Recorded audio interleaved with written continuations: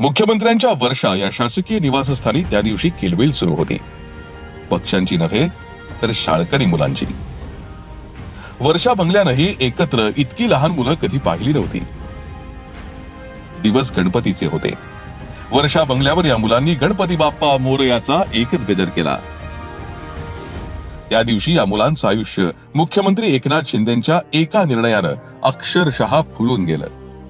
घडलंच तसं होतं.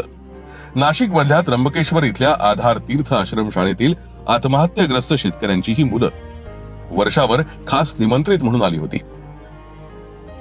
यापूर्वी शेतकऱ्यांचे पाय याच वर्षा बंगल्याला लागले होते.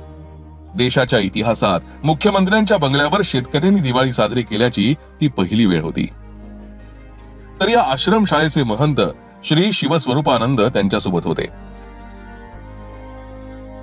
मुख्यमंत्री एकनाथ शिंदेनी या मुलांसोबत गणपतीची आरती केली. नंतर प्रत्येकाला स्वतः मुख्यमंत्र्यांनी आपल्या हाताने जेवायला वाढलं.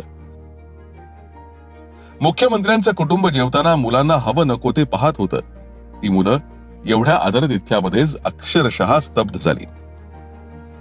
मुख्यमंत्रीही त्यांच्याशी जेवताना मनमोकळ्या गप्पा मारत होते. या गप्पांमधून एक कळलं की ही मुलं आश्रमशाळेतून शाळेत जायला 1.5 किलोमीटरची पायपीट करतात. याने मुख्यमंत्री हेलावून गेले. छोटी छोटी ही मुलं इतकी मेहनत घेतात यानंच त्यांना दुःख झालं. त्यांनी लगेचच या मुलांना 2 नव्या कोऱ्या बसेस पुरवण्याचा निर्णय घेतला. त्यातली एक बस त्याच दिवशी संध्याकाळी वर्षावर दाखल झाली.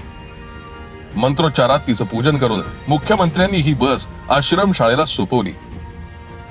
हरखून गेलेल्या मुलांनी टाळ्यांच्या गजरात मुख्यमंत्र्यांचे आभार मानले.